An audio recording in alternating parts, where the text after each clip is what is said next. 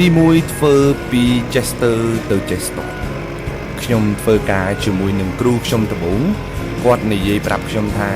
គ្មាននរណាម្នាក់អត់ខ្ចោះទេបើយើងគិតថាធ្វើអ្វីទៅបានផលហើយល្អប្រសើរសម្រាប់ជីវិតរបស់យើងគឺយើងចាប់ផ្ដើមធ្វើទៅគ្មានអ្នកណាខំប្រឹងមួយថ្ងៃបានផលនោះទេសូម្បីតែដាំបាយក៏ត្រូវការពេល10ទៅ30នាទីដែរដើម្បីឆ្អិនអ្នកខ្លះគាត់មានសមត្ថភាពខ្លាំងមែនទែនប៉ុន្តែអ្វីដែលគាត់មិនទទួលបានផលនោះគឺខ្វះភាពក្លាហាននៅក្នុងការចាប់ផ្ដើមធ្វើវាចាំមាននេះចាំមាននោះមិនទាន់ដល់ពេលមិនទាន់ត្រៀមខ្លួនហើយជាដើមត្រូវចាំថាអត់មានអ្វីដែលអាក្រក់មើលជាងការចាប់ផ្ដើមទេគ្មានអ្វីលំបាកជាងការចាប់ផ្ដើមទេហើយក៏គ្មានអ្វីដែលអស្ចារ្យជាងការចាប់ផ្ដើមដែរកុំចាំចេះស្ទាត់ចាំចាប់ផ្ដើមរៀនធ្វើតិចតិចតក់សឹមទៅធ្វើបដាលរៀនបដាលរហូតទៅដល់ចេះស្ទាត់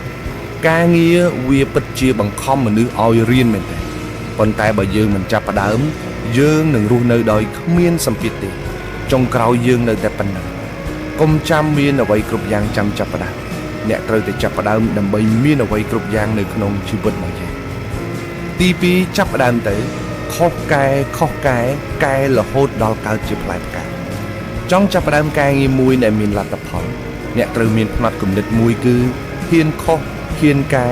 ហ៊ានទទួលយកការពិតកុំបោះបង់កុំប្រៀបធៀបគ្មានការចាប់ផ្ដើមណាដែល perfect 100% ទេហើយក៏គ្មានអ្នកណាធ្វើអីភ្លាមចេញលទ្ធផលល្អភ្លាមនោះដែរ